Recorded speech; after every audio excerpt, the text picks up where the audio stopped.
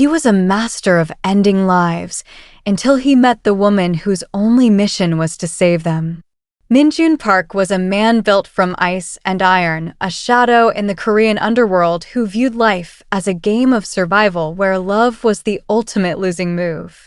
He ran his empire with the cold efficiency of a predator, believing that his heart was as permanent and unyielding as the dragon etched into his skin. He did not seek companionship, he did not offer trust, and he certainly never planned to fall in love. But his world of absolute control fractured one snowy evening when a persistent debt of friendship forced him into a cafe for a blind date he never wanted. He promised himself 10 minutes to fulfill a favor and return to the darkness. Reluctantly, Min-Jun stepped into the warmth of the cafe, the snow still melting on his black tailored suit. There, sitting by the window in light blue scrubs and a stethoscope still around her neck, was Kiara. She looked weary from a long shift, but radiated a calm, intelligent warmth that felt more dangerous to Min-Jun than any rival's blade. When their eyes met, the predatory focus he used for war was replaced by a startling, human curiosity. She smiled, welcoming the businessman she thought she was meeting, and as Min-Jun sat down, he realized the 10 minutes he had promised were about to become the rest of his life. The snow fell in thick, silent flakes outside the frost and bean, coating the Seoul streets in a deceptive layer of purity. Inside, Min-Jun Park adjusted the cuff of his charcoal suit, his expression a mask of cold indifference. He hated being here. He was a man whose time was measured in lives and millions, not in lattes and small talk. But Min-Jun had been frantic on the phone, a debt of brotherhood invoked, and so Min-Jun found himself pushing open the heavy glass door, the chime of the bell sounding like a mockery of his authority. Now, before we continue, if this story already has your heart in a chokehold, do me a small favor. That subscribe button is free. The bell costs nothing. And dropping your location in the comments takes 2 seconds. You do that for me. And I promise the story is about to take you somewhere you are not ready for. Now, let us keep going. He had promised himself 10 minutes. 10 minutes to sit, look bored, and excuse himself back to the world where he was the apex predator. He scanned the room, his eyes sharp and habituated to searching for threats, until they landed on a small round table in the corner. There sat Kiara. She wasn't looking at her phone or checking the door with the anxious energy most blind dates carried. She was leaning back, a steaming cup of coffee held between palms that looked capable and steady. She was still wearing her light blue scrubs, the stethoscope around her neck a stark, functional contrast to the warm glow of the cafe's string lights. Her hair was pulled back into a neat, professional bun, revealing a face that held a startling, serene intelligence. As Min-Jun approached, the air in his lungs seemed to tighten. He was used to people looking at him with fear, or worse, with the calculated greed of those wanting a favor. But as Kiara looked up and caught his gaze, her eyes, a rich, deep brown, held only a gentle, open curiosity.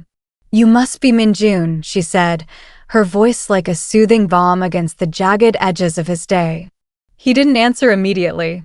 He stood there, the devil of the underground, momentarily rendered speechless by a woman who looked like she had just come from a battlefield of a different kind, one of healing.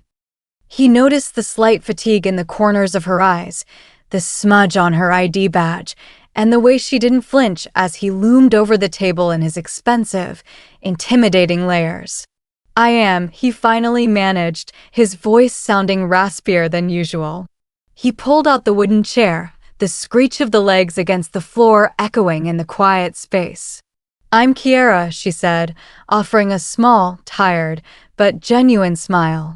"I apologize for the scrubs. It's been a 12-hour shift, and I barely had time to breathe, let alone change. I hope you don't mind." Min-Jun sat down, his gaze fixed on her. Usually, he was the one who controlled the silence, using it to unnerve his enemies.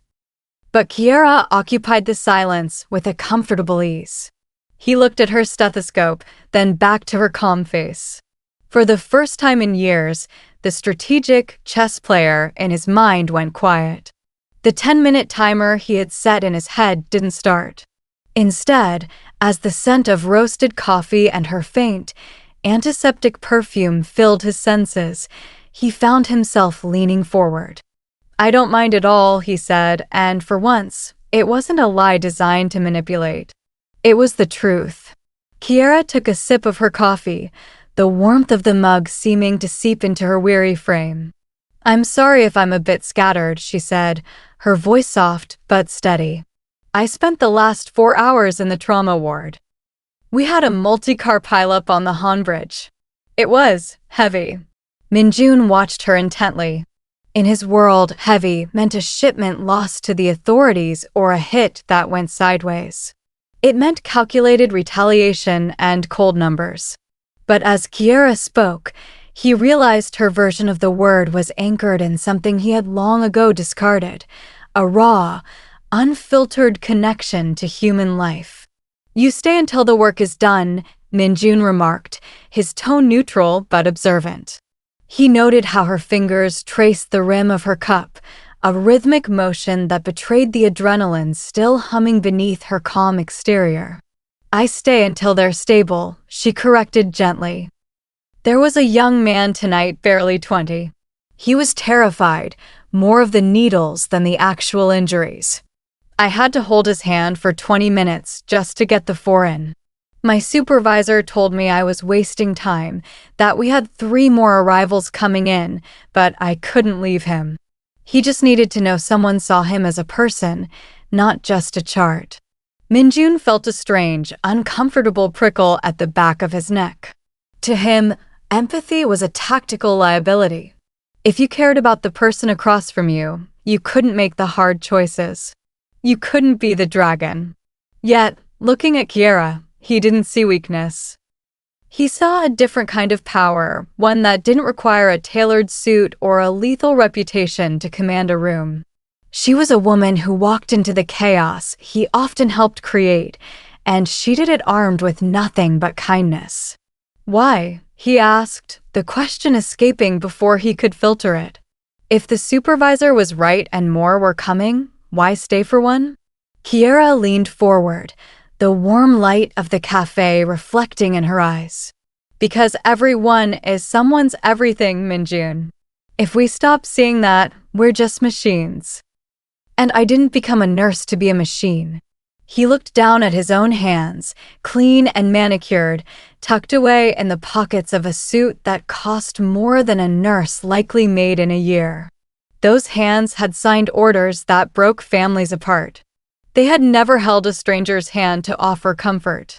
The contrast between them was a chasm, yet the more she spoke of the fragile lives she guarded, the more he found himself drawn across that divide. He was mesmerized by the way she spoke of her patients, not as burdens or statistics, but as stories worth saving. Her world was built on the preservation of life, while his was built on the management of its end. It was a concept so foreign it should have been repellent, but instead, it was intoxicating. For the first time in his life, Min-Jun Park didn't want to talk about himself.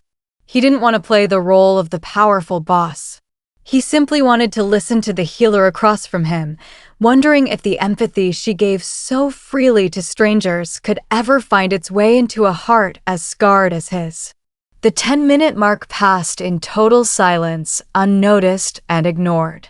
The heavy glass doors of the Park Group headquarters swung open with a silent, pressurized hiss, welcoming Min-Jun back into the world of steel and shadows. The lobby was a cathedral of black marble and cold light, designed to make anyone who entered feel small. As he walked toward the private elevators, his security detail fell into step behind him, their movements synchronized and robotic. Usually, this display of absolute order gave him a sense of peace. Tonight, it felt like a cage. Up on the top floor, The air was thinner and smelled of ozone and expensive leather. His second in command, a man named Daeshim whose face was a map of old scars, was already waiting by the mahogany desk. He held a tablet displaying a series of logistical failures at the Incheon docks, a rival faction testing their perimeter. "The situation requires a firm response, boss," Daeshim said, his voice grating and devoid of rhythm. "We've identified the instigators.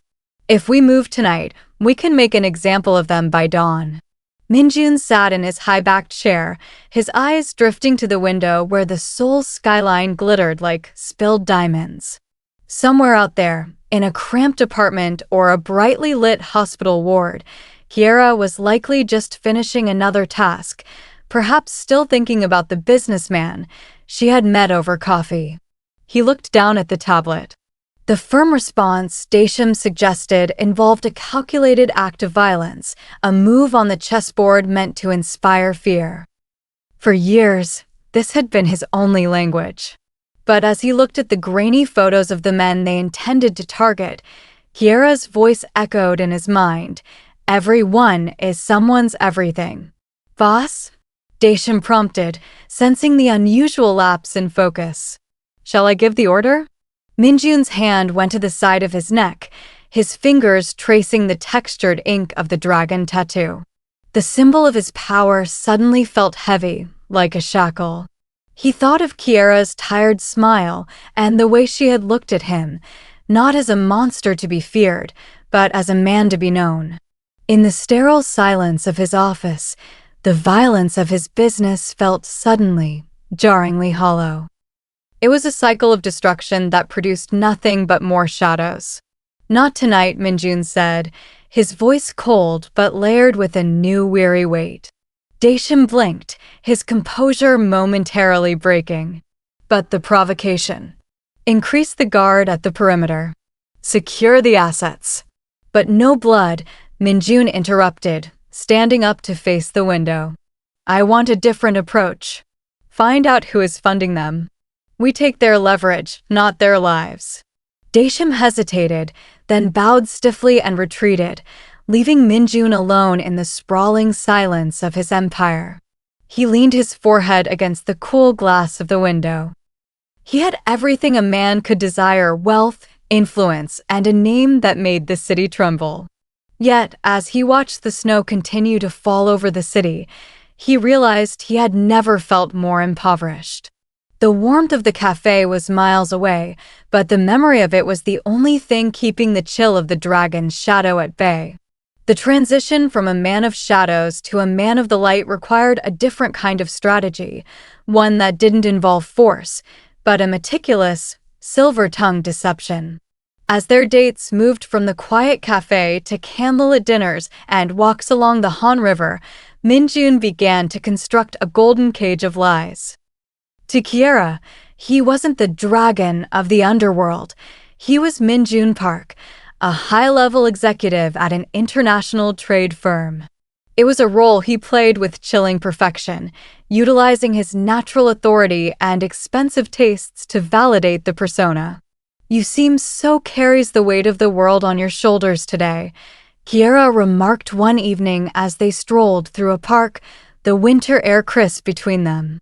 She reached out, her warm hand brushing against the wool of his coat. "Was the board meeting that difficult?" Min-Jun looked down at her, the soft glow of the streetlights reflecting in her eyes. He had just come from a meeting, but not with a board of directors. He had spent the afternoon mediating a dispute between two dock worker unions that had nearly ended in a bloodbath. His hands were still steady, but his mind was weary from the mental gymnastics of switching worlds. "Just logistics, Kiara," he said, his voice dropping into that smooth, practiced barrette. "Delays in shipping, stubborn partners. It's a lot of noise, but nothing I can't handle." He hated how easily the lies slid off his tongue. He was used to deceiving his enemies, but deceiving her felt like poisoning a well of pure water. He made sure his security detail stayed 3 blocks away at all times, hidden in nondescript sedans. He swapped his armored SUV for a more modest luxury sedan when he picked her up from her hospital shifts. Every detail was curated to ensure she never saw the jagged edges of his true reality. "I don't know how you do it," she said, leaning her head against his shoulder. "My world is so physical, blood, bone, and breath. Yours is so abstract. All those numbers and contracts. Doesn't it ever feel empty?" The question hit him with the force of a physical blow. Empty was exactly how his world felt until she had walked into it. Sometimes, he admitted, a rare flicker of honesty surfacing. "But then I see you and the noise stops." Kiara smiled, a radiant, trusting expression that made his chest tighten with a mixture of adoration and guilt. She saw a man of success and discipline, a man who worked hard in a high-pressure corporate environment. She didn't see the tattoos beneath his white dress shirt or the ledger of debts that could never be repaid with money. As he walked her to her door, Min-Jun realized he was becoming a master of a new kind of art, the art of the lie. He was creating a beautiful, fragile world for her to live in, a world where the dragon didn't exist. But as he drove away, watching the red glow of his taillights in the rearview mirror, he couldn't shake the feeling that the more he built this persona, the more he was becoming a stranger to himself. He was keeping her safe from his reality, but in doing so, he was living a life that was nothing more than a beautifully tailored shadow. The rain drummed a rhythmic, somber beat against the windows of Kiara's apartment, a stark contrast to the soft jazz playing in the background. It was one of the few nights they had spent away from the public eye, tucked into the small, warm sanctuary of her living room. Min-Jun sat on the velvet sofa, his posture uncharacteristically stiff. Even in the silence, his mind was a battlefield. A shipment had been intercepted an hour ago, and the retaliatory strikes were already being mapped out in his head. Kiara emerged from the kitchen with 2 mugs of tea, her eyes immediately finding him. She didn't see the dragon or the executive, she saw the man beneath the high thread count cotton shirt. She set the mugs down and sat beside him, watching the way his jaw remained clenched, a sharp line of tension that never seemed to fully soften. "Min-Jun," she said softly, "you're miles away again." He blinked, pulling himself back from a vision of a dark warehouse. "Just thinking about work, Kiara." "It's been a demanding week." "It's more than that," she countered. Her voice held that clinical precision mixed with deep empathy, the tone she used for patients who were trying to hide their pain. She reached out, her fingers grazing his shoulder, but stopped when she felt the sudden flinch he couldn't quite suppress. "You're hurt." "I'm fine," he said reflexively, the lie coming as naturally as breathing. "I'm a nurse, remember? I know the difference between stress and physical guardedness." She moved closer, her touch firm but gentle as she guided him to turn. "Your left side. You've been favoring it all night." Min-Jun hesitated. A week ago, a graze from a stray bullet during a negotiation had left a jagged mark along his ribs. He had treated it himself with the cold efficiency of a soldier, but it had begun to fester. Slowly, he unbuttoned the top of his shirt, exposing the edge of a bandage that was slightly discolored. Kiara's breath hitched, not in fear, but in a focused, professional concern. She stood to retrieve her medical kit, and when she returned, her movements were a graceful dance of care. As she peeled back the dressing, she didn't ask how a corporate executive got a puncture wound. She simply set to work cleaning the injury. The sting of the antiseptic was nothing compared to the sensation of her hands on his skin. Her touch was light, reverent, and utterly devoid of the violence that defined his life. Min-Jun looked down at her, her brow furrowed in concentration, her steady hands working to mend what his world had broken. "This must have been so painful," she whispered, her eyes lifting to meet his. "Why didn't you tell me?" "You don't have to carry everything alone, Min-Jun." Not with me. For the first time in his adult life, the hunter felt a crack in his armor. It wasn't just the physical wound she was tending to, it was the isolation of his soul. In the quiet of her apartment, with the scent of lavender and tea in the air, the dragon tattoo on his neck felt like a ghost of a life he no longer wanted to lead. He leaned his forehead against hers, closing his eyes. The silence between them was no longer a lie. It was a bridge. In her care, he wasn't a boss or a myth. He was a man being reminded that he was worth saving. The evening was supposed to be a reprieve, a rare, quiet walk through a less crowded district where the neon signs of Seoul felt like distant stars.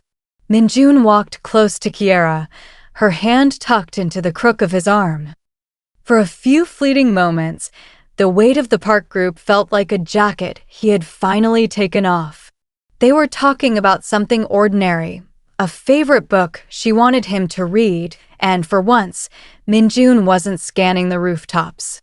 He was looking at her. But the peace shattered with the sudden, discordant screech of tires.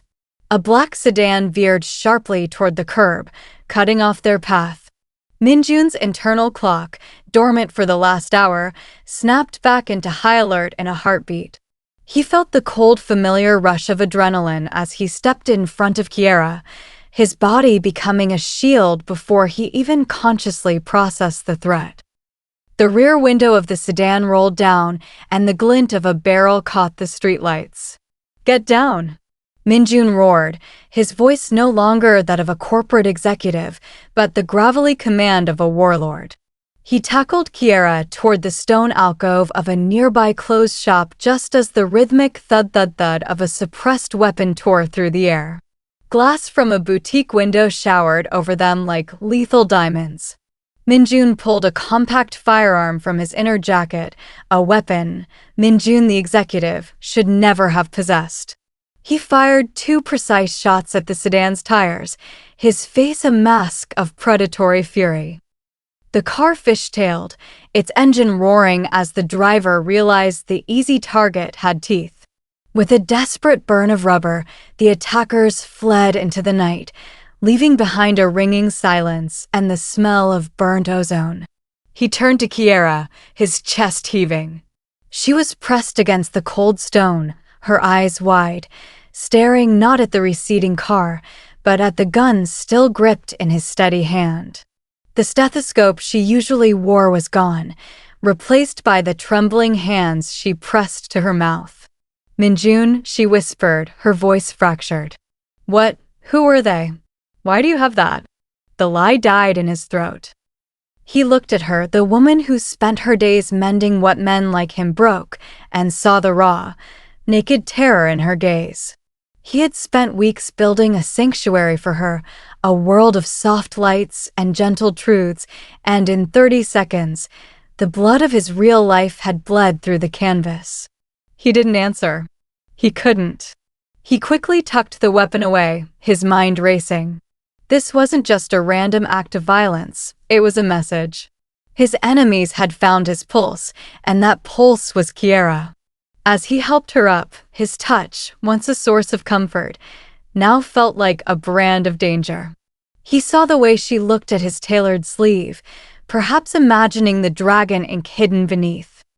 The realization hit him with the force of a physical blow. By pulling her closer to his heart, he had placed a crosshair on hers. His love wasn't a gift, it was a death sentence. To keep her alive, he would have to become the monster she feared, or leave her in the light where he didn't belong. The fluorescent lights of the emergency room hummed with a sterile, frantic energy that Kiara usually found grounding. But tonight, after the shattered glass and the gunfire in the street, the hospital felt like a fortress under siege. She was halfway through a double shift, her hands moving mechanically as she prepped a trauma bay, when the automatic doors hissed open with violent force. A group of men stormed in, their presence instantly curdling the air. They weren't weeping families or desperate bystanders. They were soldiers in expensive suits, their faces hardened into masks of lethal intent. In their arms, they carried a man drenched in blood, his breathing ragged and shallow. "Move," a voice barked, cutting through the hospital's ambient noise like a whip. Kiara froze.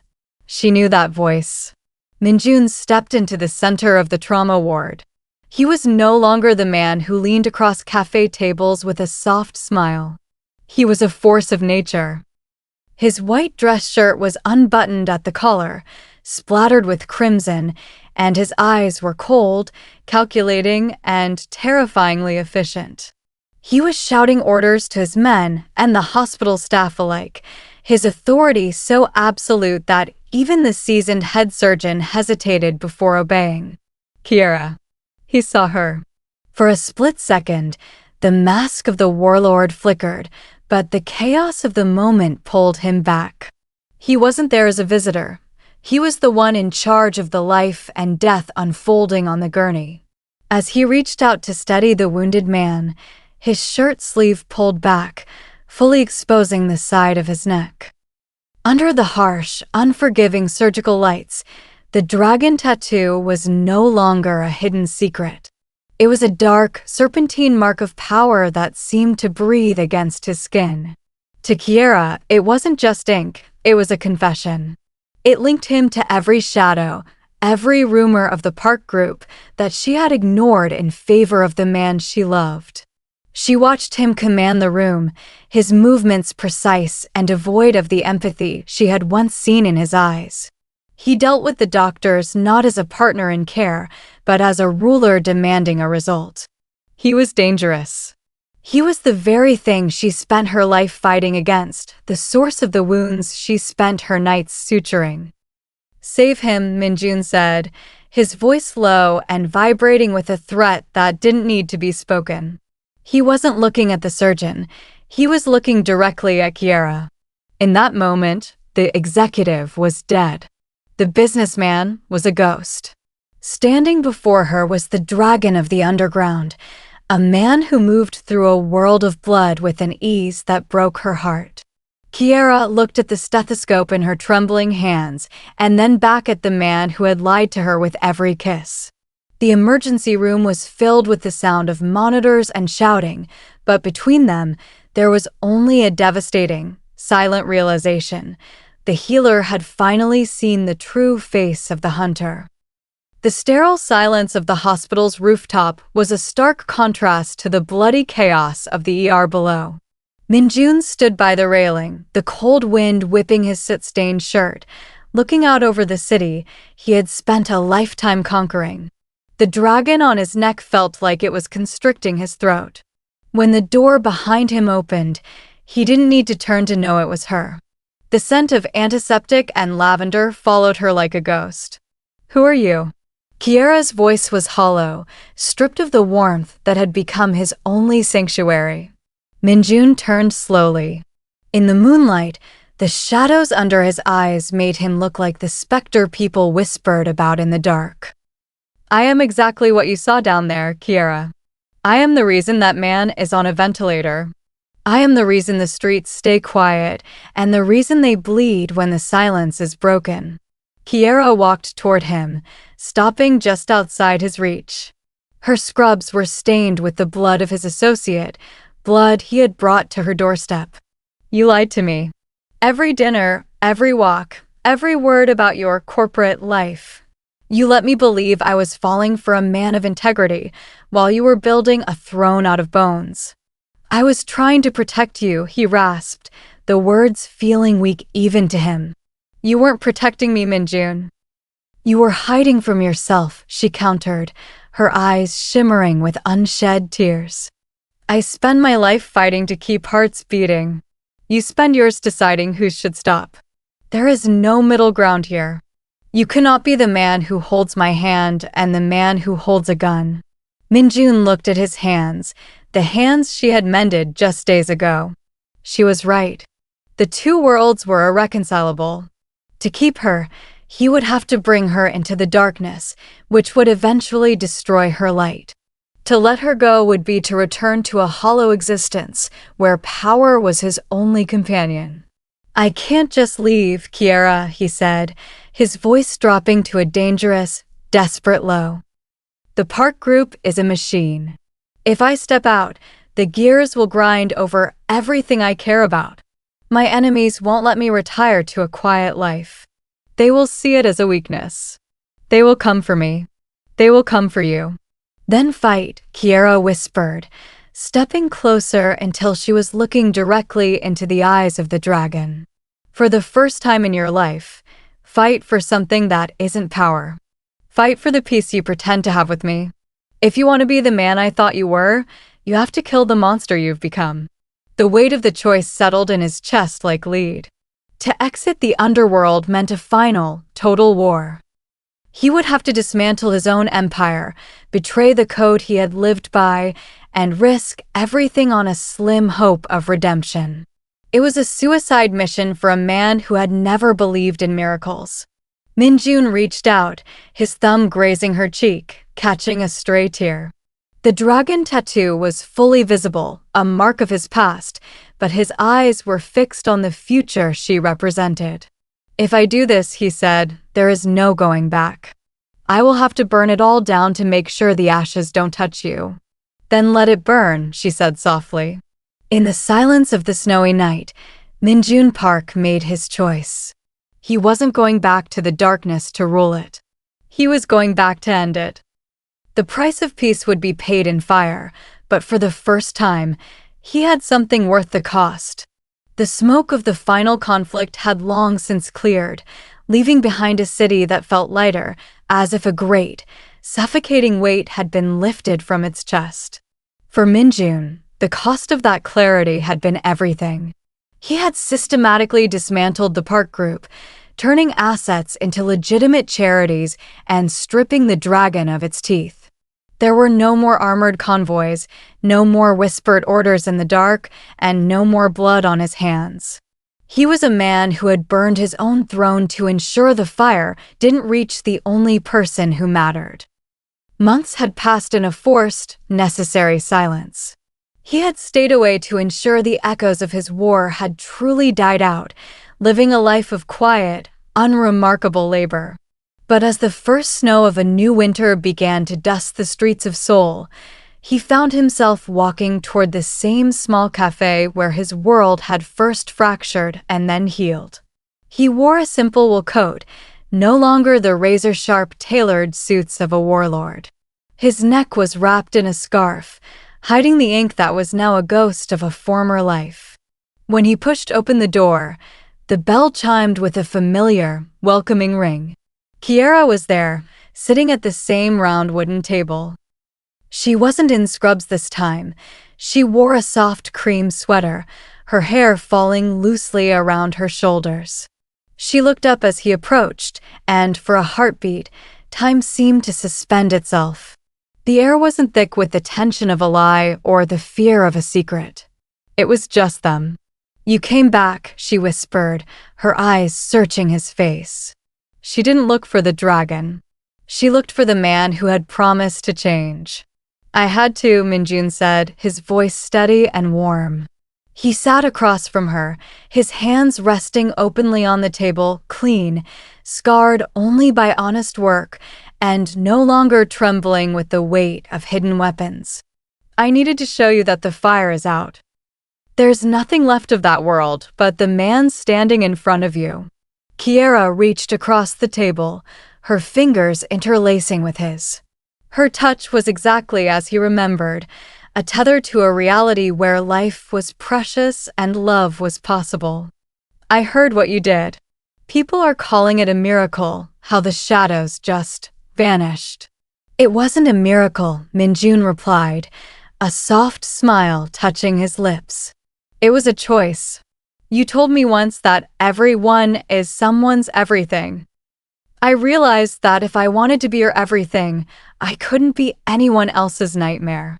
The cafe was filled with the low hum of conversation and the smell of roasting beans, but for Min-Jun, it felt like a sanctuary. He looked at Kiara, her rich, deep complexion glowing under the warm string lights, and realized that the cynicism he had carried for decades had finally dissolved. He had once mocked the idea of love, viewing it as a flaw in a perfect machine. Now, he understood it was the only thing that made the machine worth running. "When we first met, you thought I was a businessman," he said. "Then you saw the monster. What do you see now?" Kiara squeezed his hand, her gaze unfaltering and filled with a steady, honest affection. "I see my soulmate," she said gently. "I see a man who is brave enough to find his own heart." They sat together as the snow fell outside the window, two people who had survived the collision of their worlds. There was no rush for the future, no lingering fear of the shadows. Just a healer and a man who had finally allowed himself to be healed, stepping together into a beginning that was beautifully, quietly real.